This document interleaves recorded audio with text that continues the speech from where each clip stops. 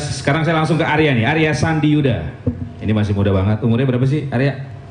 Hah? 36 Bang. 36 ya, oke. Analis politik internasional dan Direktur Eksekutif The Indonesia Demokrasi Inisiatif. Gimana Arya melihat ini sebuah keputusan yang tepat atau mungkin ada opsi lain? Ya, jadi yang pertama memang kita bisa lihat dari 3 hal. Yang pertama, the reverse flow ini, gelombang kembalinya foreign fighters teroris ini ada berapa pilihan ya. Yang pertama, dia balik ke negara asal atau asal kelahirannya. Yang kedua, kadang mereka memilih tempat konflik baru. Misalnya dia pilih Libya, dia pilih Yaman ya. Nanti bisa ditanya ke Bang Haris bagaimana pilihan-pilihannya. Yang ketiga, dia memilih satu tempat baru, negara ketiga. Makanya kemudian kalau kita lihat secara internasional, kita kan bisa lihat studi perbandingan negara-negara bagaimana menyikapi tren kembalinya FTF ini ke negara-negara, itu juga penyikapannya berbeda-beda. Ada yang kemudian mereka memilih untuk melepasnya ke negara ketiga. Misalnya UK itu punya kasus ketika ada foreign terrorist fighters ingin balik ke UK, terus kemudian ditelusur secara personal, orang ini punya ada kemungkinan menjadi warga negara lain nggak? Misalnya dia orang UK keturunan Bangladesh, ada satu kasus. Lalu kemudian dilepas ke Bangladesh, begitu.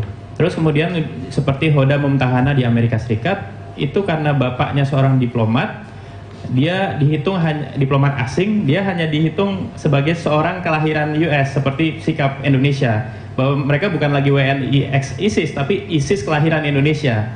Jadi dilepas, bukan diterima oleh Amerika Serikat.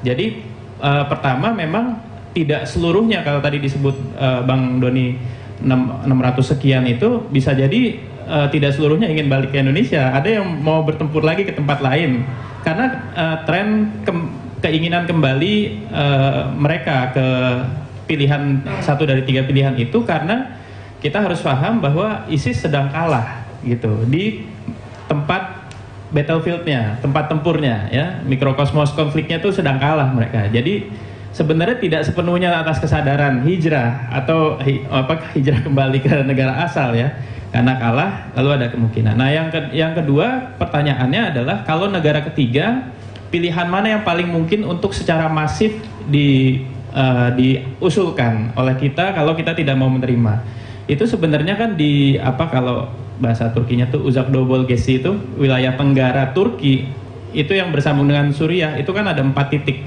Ada Idlib, ada Azaz, ada Afrin, ada Tel Abyad. Ini saya bikin pertanyaan, nanti kalau teman-teman mau bisa di ini. Nah, keempat tempat ini sebenarnya memungkinkan untuk dijadikan tempat penampungan baru, karena misalnya alasan tampungan yang dikelola oleh Kurdi atau Partai Karkarin Kurdistani itu sudah penuh atau sudah habis donasinya segala macam.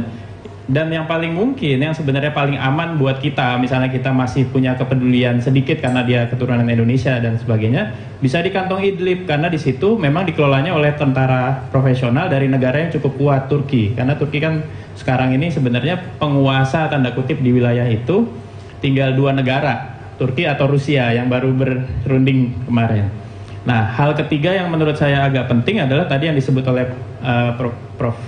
Jamhari adalah, sebenarnya kenapa kita mengambil atau kenapa kita harus repot-repot memikirkan setelah kita menolak tentunya kemana alur ungsinya? Karena tadi seperti Prof bilang, memang pada akhirnya kita terikat sebagai satu negara dari sekian komunitas anak segala bangsa, sebagai satu masyarakat internasional yang terikat dengan resolusi Dewan Keamanan PBB 1373 2001, 1624 tahun 2005 yang mengharuskan setiap negara itu melacak warga negaranya yang berangkat gitu, mencegahnya, atau kalaupun dipulangkan harus diproses kepada Dewan Hukum. Dewan Hukum kalau di Indonesia kan jelas criminal justice system, sistem peradilan pidana. Jadi dipulangin juga, atau ada yang pulang tiba-tiba nggak ketahuan kita, kalau ketangkep itu bukan enak-enak harusnya. Kemudian dia diproses investigasi dan seterusnya, dan diproses sesuai sistem peradilan pidana kita. Nah, artinya ketika kita mengambil peran-peran ini sebenarnya memang kewajiban kita gitu untuk memilih beberapa pilihan agar dia tidak mendapatkan kesempatan baru untuk menggelorakan tanda kutip jihad ISIS-nya itu gitu. Sehingga kita juga berperan untuk ya menyumbat alur rekrutmen baru bagi mereka di hari kemudian, karena bagaimanapun polanya itu sama selalu. Kalau sekarang ada ISIS yang mau kembali, dulu juga pernah ada waktu zaman Soviet collapse. Itu kembalinya mereka juga, kita semua khawatir mereka membentuk sel-sel baru di negara kembalinya. Jadi berkumpul lagi, reunian lagi. Dan itu yang kita memang apresiasi dari pemerintah telah mengantisipasi, mencegah tangkal potensi-potensi terbentuknya sel-sel baru bahkan atau aktivitas baru teroris di dalam negeri, saya kira gitu. Nah, Mas Arya, mungkin ada informasi atau kajian ya, ini yang 600 sekian ini, yang di Suriah ini, itu mereka yang mau balik itu karena memang udah lama sebenarnya pengen pulang, tapi situasi belum memungkinkan karena ISIS masuk kuat, atau memang karena sekarang momentumnya ISIS lagi terdesak, sehingga ada momentum untuk kesempatan, mau pulang nih, atau ada situasi lain? Saya melihat misalnya beberapa kasus ya, kita tidak bisa, memang harus spesifik perorangan per person gitu ya. Misalnya yang jelas yang secara umum menjadi tren global itu mereka mau kembali karena kalah gitu. Memang di Suriah itu kalah ya, di Raqqa itu sudah kalah. Turki berhasil mendesak mereka sampai habis gitu ya. Terus Rusia juga, ini kombinasi meskipun keduanya punya kontes merebut wilayah, habis betul-betul relatif habis, sehingga mereka mencari satu tempat singgah. Tapi tempat singgah itu bukan berarti dia redup ideologinya gitu. Dia kan bisa berargumen ini pindah untuk berbelok, tanda kutip berbelok untuk siasat perang lah, kira-kira begitu. Nah, yang kedua, secara person itu memang harus ditelusur, investigasi. Saya setuju dengan Bang Doni tadi. Bang Doni menegaskan mereka berangkat mayoritasnya bukan karena susah gitu. Misalnya tadi Bang Margi bilang di BBC ada wawancara dengan satu anak muda, remaja putri ya, tapi Englishnya fluent gitu. Itu kita kan umumnya di Indonesia orang English fluent seumur segitu ya dari negara dari kelas menengah atas, middle up gitu. Nah, jadi sebenarnya memang harus diinvestigasi betul. Jadi kan orang masuk ke Indonesia, balik ke Indonesia, FTF ini ada dua, satu bilang-bilang, yang satu nggak bilang-bilang gitu. Nah, baik dia bilang-bilang atau nggak bilang-bilang, ya kalau yang nggak bilang-bilang biasanya dilaporin sama keluarganya, tetangganya, jejaring sosialnya, atau bahkan ada yang declare gitu.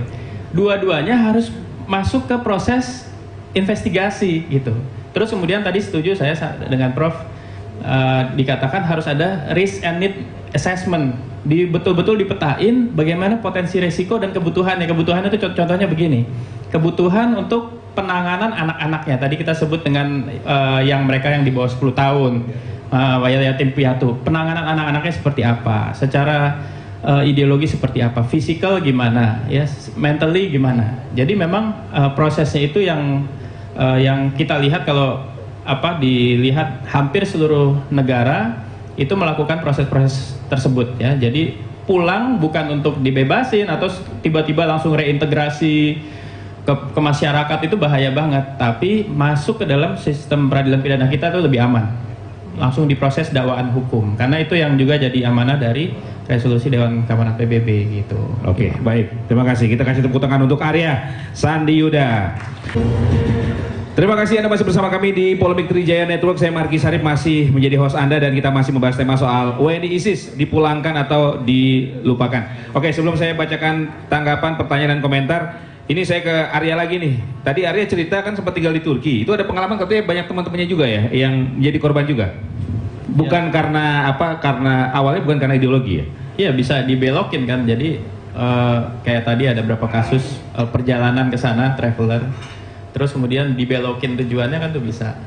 Ya, jadi memang setelah masuk itu kan ya potensinya bisa beragam ya. Dia benar-benar bisa kabur, tapi kalau udah di lingkungan seperti itu, ya memang makanya kemudian kita harus benar-benar investigasi ketika ada yang mau pulang. Yang jelas kita sudah sepakat dengan kebijakan pemerintah tentang pendefinisian ya, Undang-Undang 12 2006 itu tentang kewarganegaraannya sudah hilang gitu. Nah, tinggal bagaimana apakah mereka itu secara aktif mendaftarkan lagi gitu. Ya. Jadi kita pasif aja dalam hal itu, ya. Jangan terlalu baik. Terima kasih Arya. Kemari, Arya tanggapi juga dari pendengar tadi, silakan. Iya, jadi ada yang sifatnya diplomasi, ada yang sifatnya moderasi ekosistem. Maksudnya apa? Karena ternyata ada sebuah studi yang mengatakan kalau kebijakan luar negeri sebuah negara itu cenderung, karena ini kan kita bicara tentang religiously motivated terrorism, terorisme yang berbasis motivasi keagamaan, dalam hal ini kasusnya adalah Islam ya. Jadi, nah kalau kebijakan luar negeri sebuah negara itu cenderung tidak anti-Islam, itu radikalisasi di sebuah negara itu cenderung tidak berkembang. Ini ada studi tentang Uzbekistan, Inggris, Turki, dan Mesir. Nah, itu kasusnya Inggris meskipun dia negara demokratis, tapi karena kebijakan luar negerinya cenderung dianggap dipersepsi oleh komunitas Muslim anti-Islam, lalu kemudian radikalisme itu tumbuh di situ.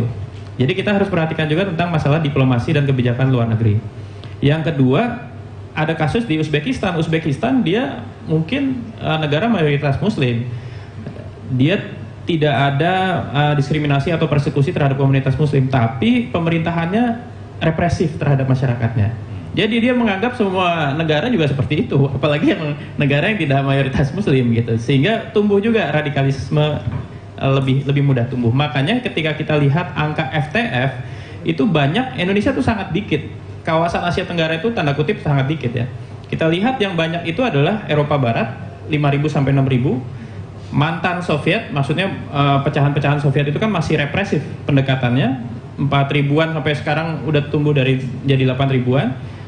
Lalu kemudian negara-negara Balkan juga 1.500-an, dan wilayah Afrika Utara atau negara-negara Arab di wilayah Afrika Utara yang pendekatannya juga represif. Makanya kemudian saya kira penting kita catat masukannya Sidney Jones misalnya, kenapa Indonesia itu relatif kecil jumlahnya dibandingkan negara-negara lain, karena dia tidak punya pemerintahan yang represif gitu. Yang kedua, politiknya itu cenderung stabil.